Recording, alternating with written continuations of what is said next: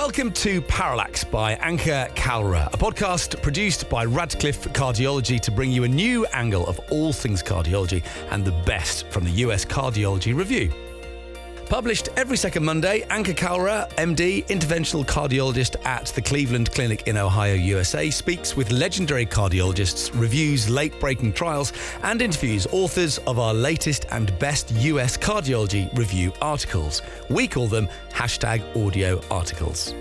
Parallax is the effect whereby the position or direction of an object appears to differ when viewed from different positions. So this podcast is your fix of reliable updates on all things cardiology by someone from a non-traditional background who is always looking at the industry from a new angle.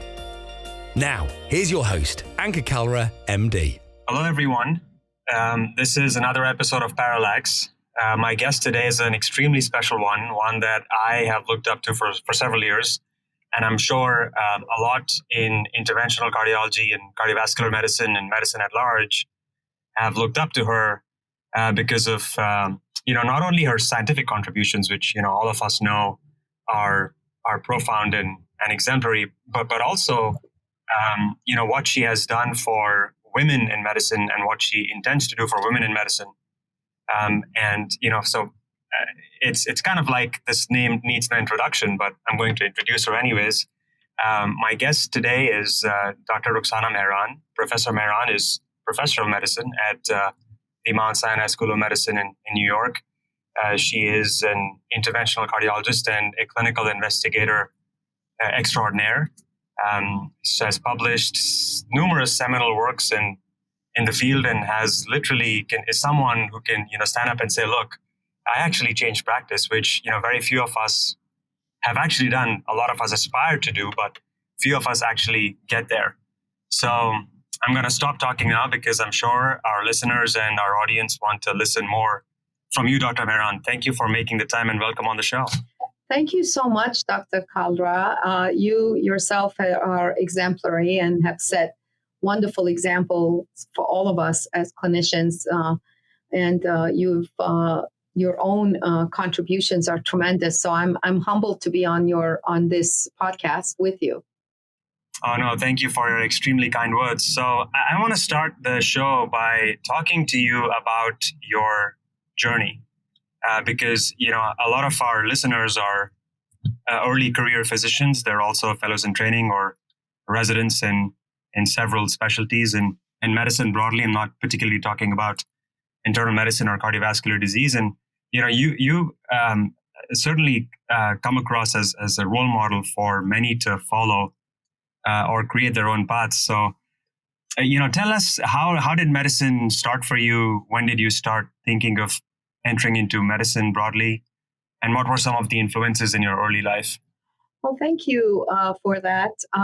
I as a child growing up in Iran, was surrounded by family and really close friends and everyone who was highly educated and scholars, really, especially in the Persian culture, in the poetry.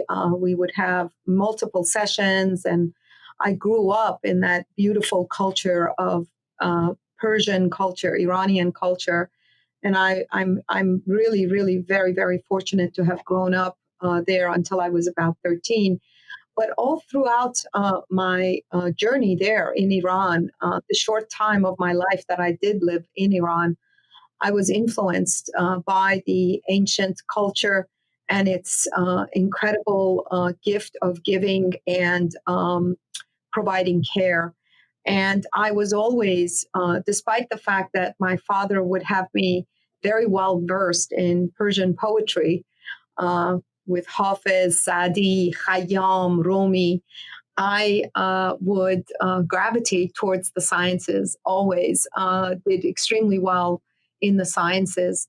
When we came to the United States first as just tourists for a month vacation, back in 1976. I haven't been back from that 1 month vacation. It's been a journey that's over 43 years old now, 44 years old, just as of July 5th, 1976, when I first came to the country. Wow. And it has been a fantastic journey.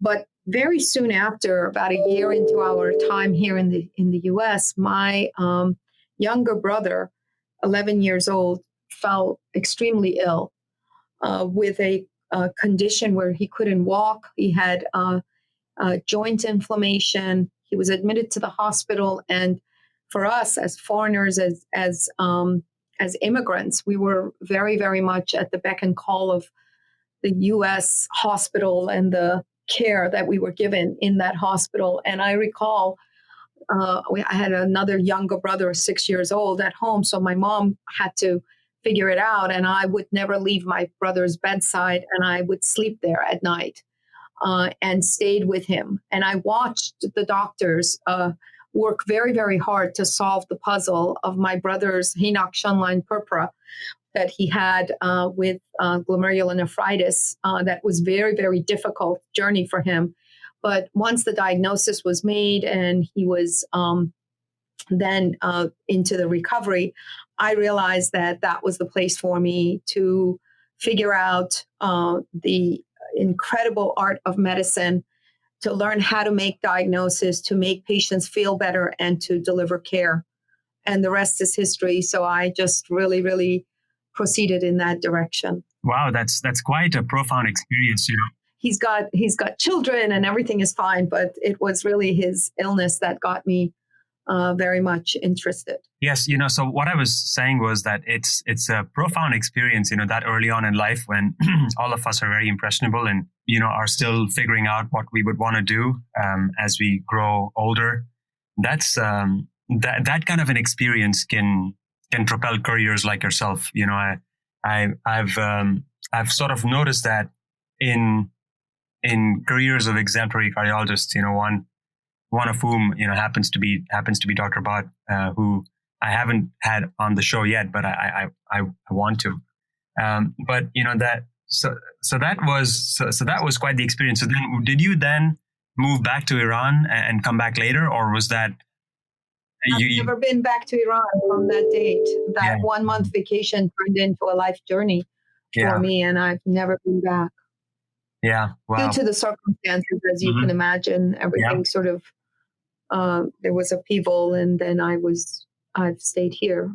Yeah. So how about tell us about med school and tell us about, you know, high school, then entering into college and med school. And yeah, so I was in high school here I grew up in Queens the rest of my time in Fresh Meadows.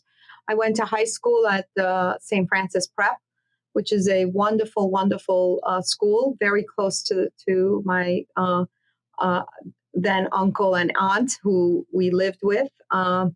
And then from there, I went to New York University, and only because I had no idea about, the college application processes and things like that. I was trying to learn English. And so I remember being told that you have to go take this exam. I went, and it was the SAT, and I just had no idea that you had to prepare for it, all these things. And at the same time, I remember my uncle's diploma on the wall, which said, he had an engineering degree at New York University. And I said, okay, that's where I'll go to school. And it was just sort of like that. Everything just happened, and I ended up at NYU. But of course, during that same time, there was the hostages were taken in Iran. All of the communications were cut off. I did not yet have a green card, nor did I have a status in the United States. We were applying and waiting for green cards, and everything came to a halt based on the relationships, obvious cutoff of the international relations with Iran. And so it became a really, really big conundrum of how I was going to go to medical school.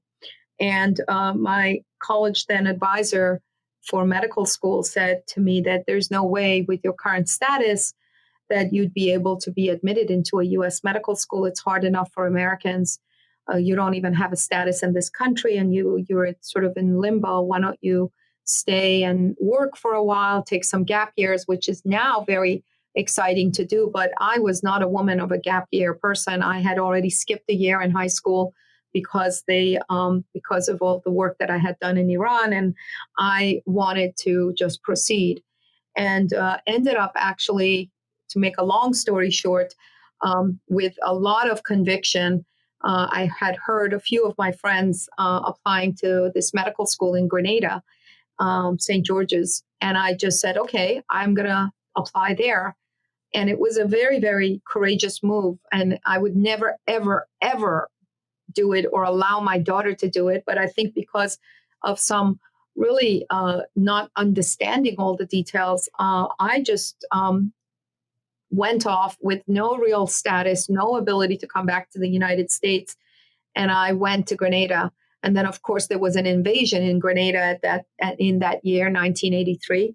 When I arrived, about a month and a half into my arrival.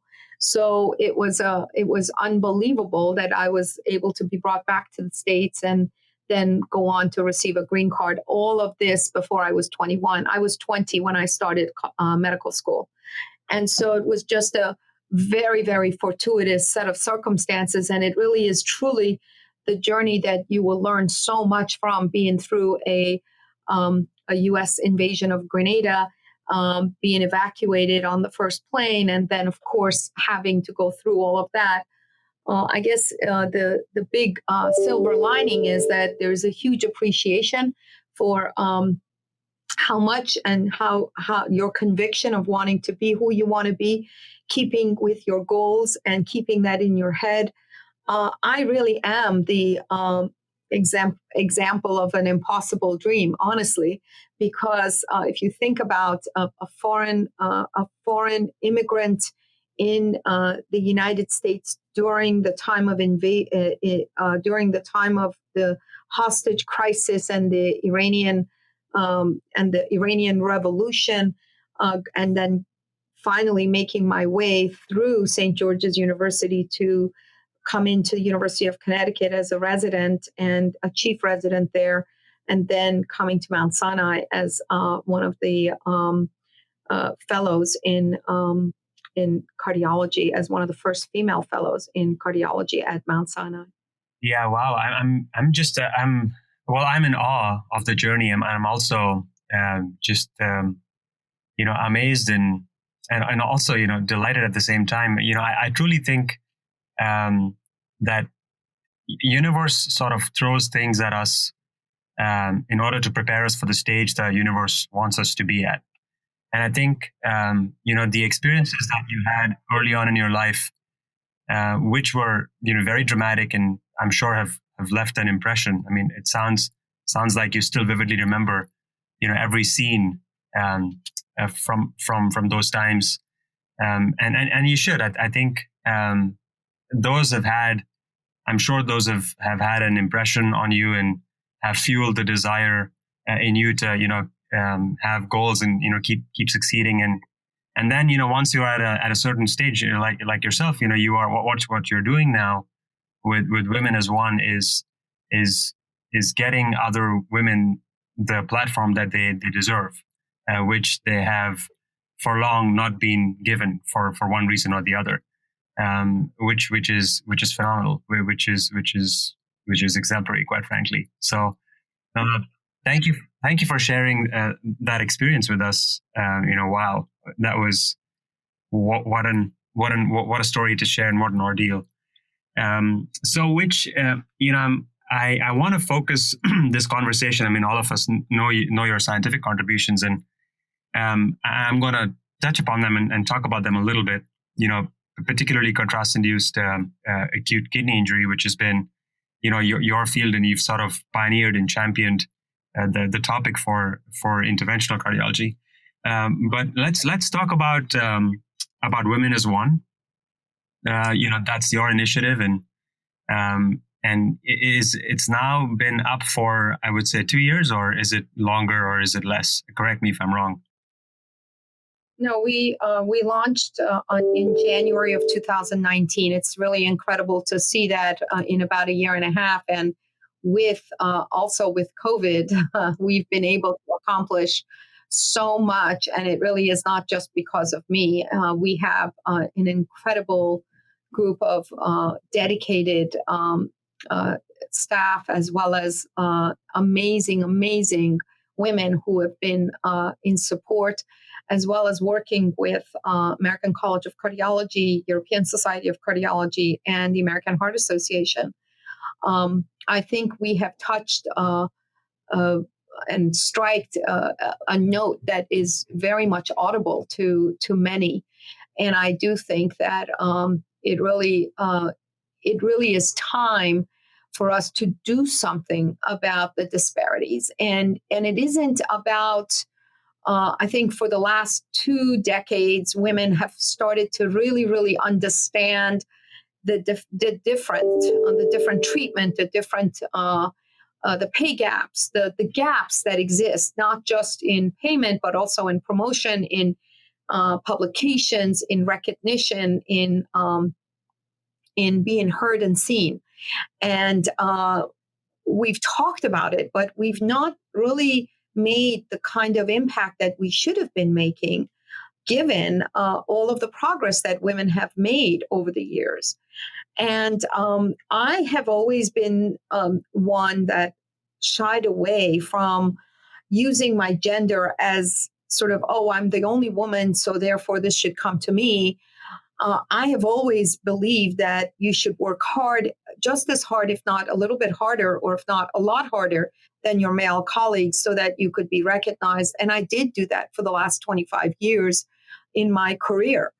But I realized that hard work isn't enough, that there's still gaps, there's still underrepresentation, under recognition of women, both in boardrooms, as well as on key opinion leaders, as well as on advisory boards. And I've always realized that for some reason or other, even though our ideas are great that we bring to the table, they're not really recognized. And then when it's heard through a male's voice, the same idea, but through a male's voice, it gets a different platform. And I realized that just all through my career. And I had this level of acceptance when I was growing into the field of interventional cardiology, and the number of harassments and sexual innuendos, as well as pay gaps and everything else that I've experienced, I just put in the back burner and said, these are distractions. I really need to focus on the work and to succeed. And despite all of that, I was able to succeed. But I really was very lucky because I did have platforms like the Cardiovascular Research Foundation and great mentors like Marty Leon, and be able to get the kind of stage and recognition that I needed and deserved to have. But it was still not enough. And I realized that there were many more women like me, and some of them not perhaps as lucky or as fortunate as I was.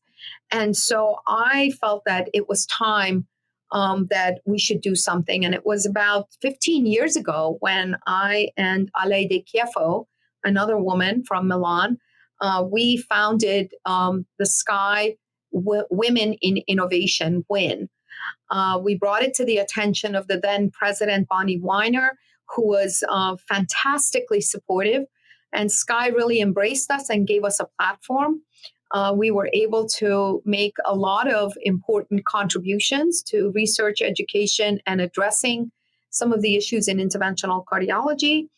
I served on that committee and on that capacity for about 10 years, and it was time to pass the baton. I felt that if I didn't pass the baton and others didn't carry it, that it didn't mean anything. And I still feel that now with Cindy Grimes at the helm, and I think Alexandra Lansky is the head of the Sky WIN, it should do extremely well.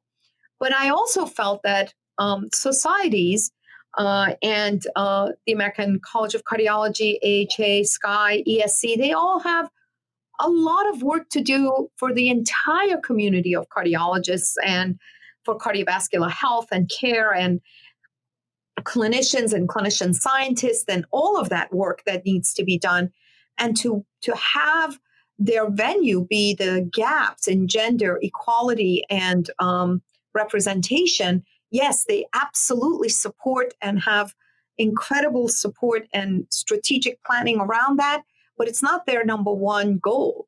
And I felt like it was needed to have a platform, a place where nothing else mattered, and that the goal was in promoting the talent in women in medicine. And so we, myself, Marie Claude Maurice, and Rebecca Ortega, founded and launched in January of 2019 Women as One, a 501c3 charity organization dedicated with the simple goal of promoting talent in medicine. And I'm hoping that in 5 years from now, the word women could come out and that we could all work as one for promoting talent with a vision of not seeing different colors or race or gender, whereas we just look at talent for what it is and promote it and make sure that we make places and give an environment to women that is welcoming, respectful, and worthy of their talent. I think subspecialties like interventional cardiology, orthopedics, and many, many other high-end surgical subspecialties are lacking that talented pool because the pipelines are leaking. Women leave those journeys because it's a really, really difficult trek through an unpaved road with a lot of avalanches coming down their way. And in order to face the issues and the problems and to pave the road for them, I think we at Women as One are dedicated to do nothing but this. We started with the most broken house, which is cardiology, believe it or not. When you see that over 50% of the medical school graduates are women, more than 50% go into internal medicine, and less than 20% come into cardiology, and practice cardiology, less than 13% for women. And when you get to interventional cardiology, you really, really lose them. In electrophysiology, you absolutely lose them down to single digits, under 5% of practicing board certified interventional cardiologists who are women. That just is not acceptable in 2020. Imagine the kinds of talent that is lost, the ideas, the innovation that could come from these women who basically choose to go away from the field because they're not treated well. That no matter how hard they work, they're not recognized, they're not seen, they're not chosen to be given the leadership roles. And this is going to be the platform by which we hope to promote talented women into positions they deserve. Yeah, well, I mean, so thank you for speaking with your heart. I mean, anyone who's listening can clearly tell how passionate you are, and you should be. And it almost, not almost, it actually gave me goosebumps listening to you. Just because I could identify with the passion with which you're speaking. So first of all, really incredible vision. I'm actually grateful that I've had this opportunity to give you the platform. Not that you need one, but through Parallax, to give you the platform to share the story and the motivation behind the initiative of Women as One. I think the vision is phenomenal, in which you want to drop the word women and just promote it as one. Only seeking and promoting talent, without any of the unfortunate baggages that have historically come along with promoting talents, and that is gender and color, which is extremely unfortunate. So tell us some of the work that Women as One has done over this past year and a half. I can't believe it's just a year and a half. I mean, to me, it's like it's a brand already. So congratulations on. Thank you so much. A lot of the work and credit goes to Rebecca Ortega, Alexandra McLeod, as well as Erica Sakari.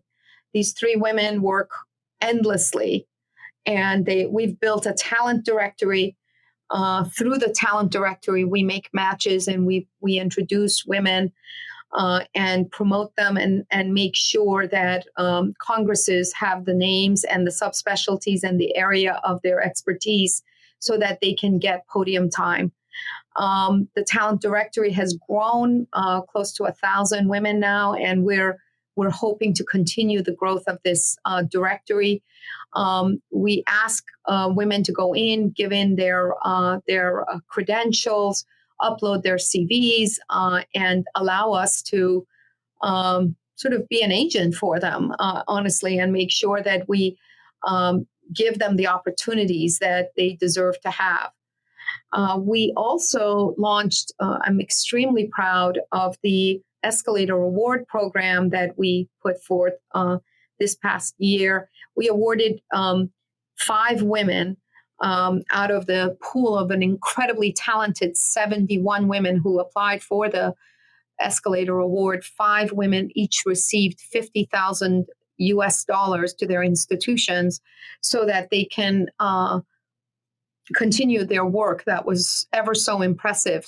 One woman, these women were around the globe, one in South Africa, one in Europe, one in Canada, and 2 in the United States. Not all of them were in interventional cardiology. We had 1 woman in interventional cardiology in Europe who received the award. The others were in some in heart failure research, disparities research, artificial intelligence, as well as congenital heart disease in South Africa. We were so proud of that particular program that we were able to put forth, and we're hoping to make it even bigger and better next year. We have a senior leadership group that helps us a lot. The Who's Who is on the senior leadership group, who's helping us, guide us. We had 2 brainstorming meetings, one in New York, one in Paris, where we brought all of the thought leaders together. And we even had Soledad O'Brien there in our U.S. Program, and to allow us to come forth with as a think tank to think about how do we do this without making amends and really proceeding forward. And then, of course, based on some of the outcomes of that and the actionable items, we moved to this Escalator Award program, which was extremely successful.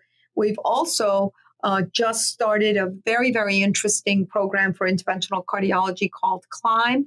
The CLIMB program is a program for complex interventions. And what we're doing is we're working with the cath lab directors around the country, not just here in the U.S., but we're also looking for outside of the United States, where they would choose and basically say, there are 2 or 3 women in my program that I would like to give an important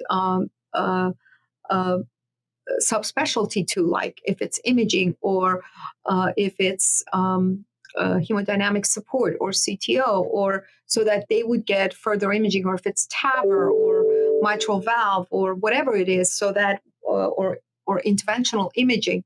And once that happens, these women apply for the program. They come in to the CLIMB program, are trained for those specific things, and then we're going to be looking for them to then be promoted within their labs for those subspecialties. If you are a designated CLIMB lab, by actually identifying, as a cath lab director, identifying a talented woman, training her, putting her into this CLIMB program for subspecialty advanced training in a specific area of interventional cardiology, so she can then distinguish herself from her colleagues, and then moving forward with that by promoting her as sort of the go-to person for those specific, let's say your CTO expert is now going to be this woman because she's gone through the CLIMB program. You then become a CLIMB lab. And we feel that that kind of a CLIMB program is something that everybody will want to pursue to be. and that we will basically designate you as a Climb lab. So I'm expecting that the Cleveland Clinic will be one of those labs, will be wanting to be part of that kind of a environment, and will begin seeking and promoting and finding talented women that they want to train and get into the next level.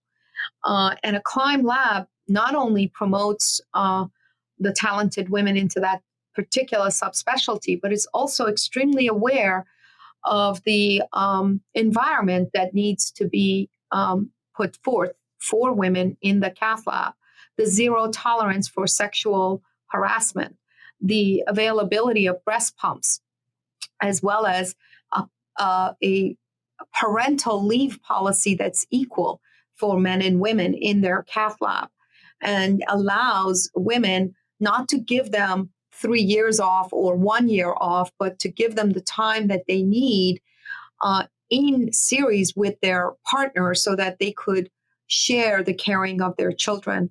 So it's a very, very enticing, really building from the grassroots of finding ways to make the environment of interventional cardiology more family friendly, not just women friendly. This is about family friendliness. When I see you, Ankur, spending time with your son and being proud of that, it makes me believe that you would want to have more time at home, and that is okay.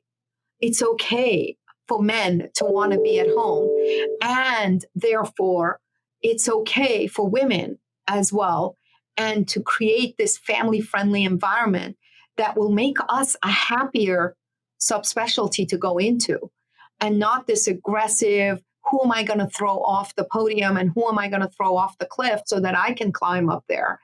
That needs to completely go away. And I'm hoping that the Climb program will allow those kinds of conversations to happen in a very open fashion. And then lastly, there's a lot more other things that we're doing. We are doing this. We have a whole COVID center where we dealt with the issue of being a parent and a doctor, a mommy doctor, and how difficult that is during the time of COVID, and being away from your children and having to care as a frontline worker, and the stress and physician well-being after one of my colleagues here in New York took her life right here in Harlem. It made me really, really upset, and we started thinking about the fact that we need to have a platform for wellness in women who hide a lot of their anxiety because they need to be tough in the cath lab, and we feel that that kind of a place to go to be able to have a voice will be very important. So we developed that. We also have a whole radiation safety program that we're launching for everyone, not just for women in the lab, but also for our male colleagues who are also exposed to a lot of radiation. And then, of course, for our nurses and technicians who are often women. So we're doing all of that. Dr. Sheila Sani is going to launch that program. So we're working in partnership with American Heart Association, European Society of Cardiology, and ACC in all of their incredible efforts in recognizing that there is no place in medicine for any kind of a gender gap, and working with universities, hopefully, to make sure that their policies for promotion and pay are equal across the board. Yeah, well, I'm just amazed and I'm in awe. I'm going to share an anecdote with you.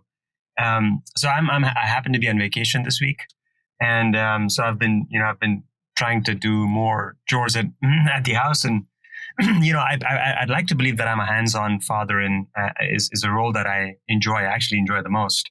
And just today, my wife sent me a text earlier in the morning that I just feel more relaxed when you're home. So because she's now a third-year ophthalmology resident, and she's the mother of a 3-year-old and a 6-month-old. And I don't need to tell you, I'm just like preaching to the choir, but you can only imagine the kind of stress and anxiety that she goes through. And I can see it in her. I can sense it. And I recently I shared a post on all my social media accounts, which basically described our story, in which I basically was trying to be honest with myself, and I said, I wanted to acknowledge what she's done for our family unit, and that when I was in medicine at the All India Institute, and I wanted to come to the US for further training, she was almost finishing up her ophthalmology residency, and then she followed through, and then basically took a back seat. She took a back seat so that I could fulfill my career aspirations, and she would move along with me in every state and every city, and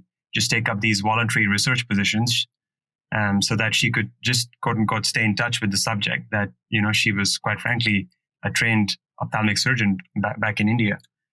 And then, we both know how competitive ophthalmology is, in particular for foreign graduates, let alone Americans. So she, spent 5 years in, I'm only talking about her journey because I feel that it's the right platform. Thanks to you, we're talking about women as one. So, she basically, took a back seat, sat 5 years, did voluntary research, published, to her credit, took the USMLE, really rocked the USMLE so that she could be competitive enough for ophthalmology. And then, when I started my job, we were both together in med school. She started her internship. And then, she's now into her third year. So I wanted, and I never really acknowledged it. As not that my family was disrespectful ever to women. I've been surrounded by incredible women, but I think, coming from the Eastern culture, it was sort of perceived. I thought that, women, it's like a given, it's like something which is to be expected from women to keep making sacrifices for family. But I don't think so. I think it's a role which has just been given to them for years and years and years, and it's sort of become an accepted norm where it should not have to be, or it should really be their choice, I think. So I did that post just to acknowledge, and that was received incredibly well, on Twitter as well as on Facebook. And so I, just to circle back and make a point to your platform, which I think is celebrating and recognizing women, like countless women like my wife. So from the bottom of my heart, and I truly feel that thank you for doing what you're doing. I think it's phenomenal. It's exemplary. It's commendable. God bless you. More power to you. More energy to you. This is something which is truly required, needed. It's like I'm sure women out there are like craving for it. So thank you for whatever you're doing. Thank you so much for your support. Thank you so much for having me on this program. I hope that the voice of women is heard, that the invisibleness goes away, and that we become more visible, more heard, more so promoted, and of course, recognize the talented women out there. I'm really humbled that you took this program and really focused it on women as one. And truly, we cannot get around this problem without all of us holding hands and promoting talent with a vision that doesn't see color, doesn't see race, and just looks for true talent and allows an environment where talent can grow and take over. And if we don't do this, I can tell you that we will be missing out, and we will fall behind countries where there is wonderful female leadership, and we're seeing that now in COVID. So I think it's really incredible that you devoted this program to Women as One. Thank you for your genuine support. Yeah, no, I couldn't be more grateful, and it quite frankly is my honor to do the same. Well, thanks again, Dr. Mehran. Thanks for your time, and thanks for sharing your passion, your vision. I'm sure a lot will resonate. Well, thank you so much. We have much to do. Yeah. We've only just begun. Thank you.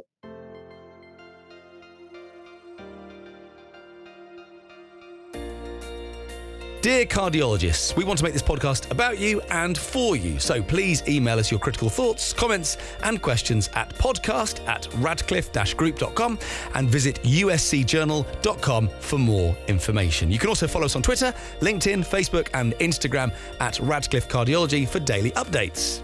Join thousands of cardiologists and become a Radcliffean by registering to radcliffecardiology.com. You will receive regular newsletters and gain access to hundreds of expert interviews, educational webinars, clinical cases, and peer-reviewed articles from our 6 medical review journals on general cardiology, interventional cardiology, arrhythmia and electrophysiology, cardiac failure, and vascular and endovascular surgery. Thank you.